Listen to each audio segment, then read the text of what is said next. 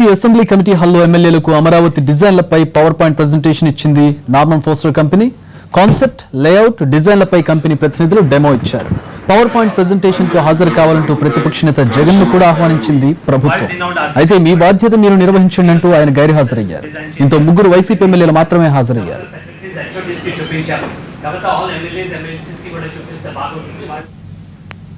Amaravati master plan పై Norman foster రూపొందించిన డిజైన్లను assembly committee హాల్లో ప్రదర్శించారు. మాస్టర్ ప్లాన్ పై ఎమ్మెల్యేలకు వివరించారు అధికారులు. దీనిపై మరిన్ని వివరాలు మా ప్రతినిధి అల్లూరు రమేష్ అందిస్తారు.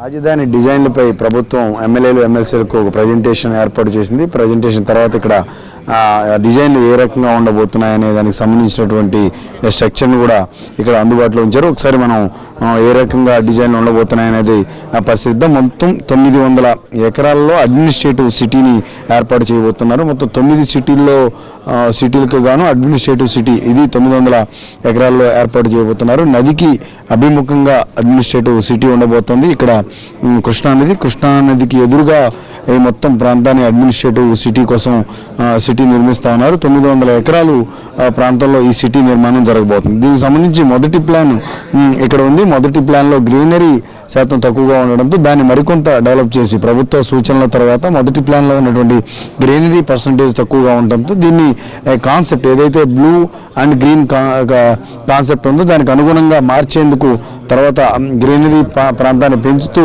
మరొక ప్లాన్ సిద్ధం చేశారు. ప్రస్తుతం ఈ ప్రాంతం ఏదైతే ఈ మొత్తం ఏరియా ఏదైతే ఉందో ఇది అడ్మినిస్ట్రేటివ్ సిటీగా నిర్మించబోతా ఉన్నారు. ఇక్కడ నదికి అభిముఖంగా ముందు పార్కులు కానీ గ్రీనరీకి సంబంధించినటువంటి అన్ని ఏర్పాట్లు ఇక్కడ ఉంటాయని చెప్తా ఉన్నారు. దానికి ముందు ఇక్కడ కమర్షియల్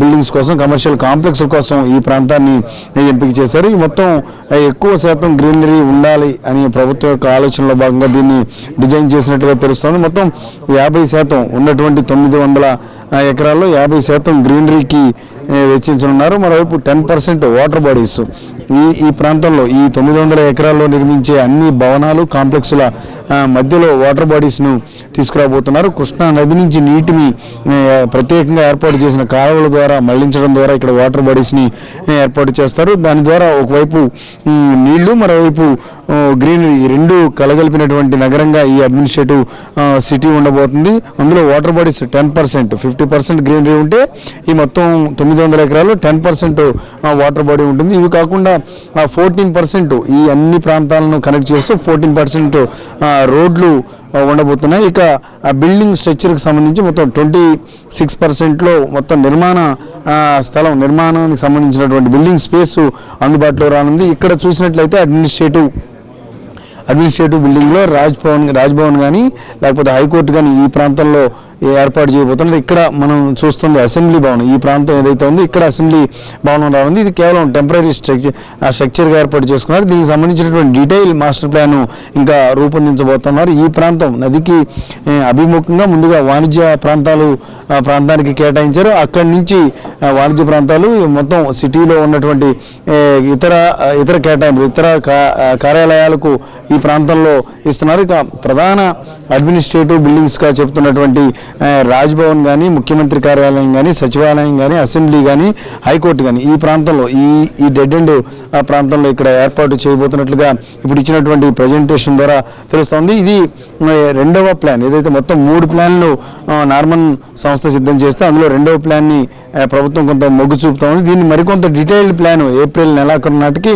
ఏ ప్రాంతంలో ఏమొస్తుంది, దాని యొక్క స్ట్రక్చర్ ఏ రకంగా ఉండబోతుంది అనేది ఏప్రిల్ నెలాఖరులోగా దీనికి సంబంధించినటువంటి కసరత్తు పూర్తి స్థాయిలో దానికి సంబంధించిన అవుట్పుట్ బయటకు వచ్చే అవకాశం ఉంది. ఈ లోపుగా మా ఎమ్మెల్యేల నుంచి ప్రజాప్రతినిధుల నుంచి ప్రభుత్వం ఒక ఫీడ్బ్యాక్ తీసుకుంటుంది. వాళ్ళ యొక్క సలహాలు సూచనల ప్రకారం దీనికి అవసరమైనటువంటి మార్పులు చేసేందుకు ప్రభుత్వం ప్రయత్నం చేస్తుంది. మరోవైపు చరిత్ర ఆంధ్ర రాష్ట్రానికి సంబంధించినటువంటి చరిత్ర కూడా ఇనుమడించేలాగా ఈ నిర్మాణాలు ఉండాలని ప్రభుత్వం యొక్క ఆలోచన. దీనికోసం ఇప్పటికే నిపుణుల కమిటీ తన నివేదికను కూడా సిద్ధం చేసింది. ఆ నివేదిక ఆధారంగా కూడా తుది మాస్టర్ ప్లాన్ ఏదైతే ఉందో డీటెయిల్డ్ మాస్టర్ ప్లాన్ ఏదైతే ఉందో దానిలో కూడా మార్పులు చేసి చరిత్రను చాటే విధంగా ఈ నిర్మాణాలు ఉండాలని ప్రభుత్వం ప్రయత్నం చేస్తుంది. ఏప్రిల్ ఎండింగ్ దీనికి సంబంధించినటువంటి డీటెయిల్ ప్లాన్ రాబోతుంది. ఇది ప్రస్తుతం డిజైన్లకు సంబంధించి అధికారులు ప్రజాప్రతినిధులకు ఇచ్చినటువంటి ప్రజెంటేషన్ తాలూకా ఏర్పాటు. NTV team assembly.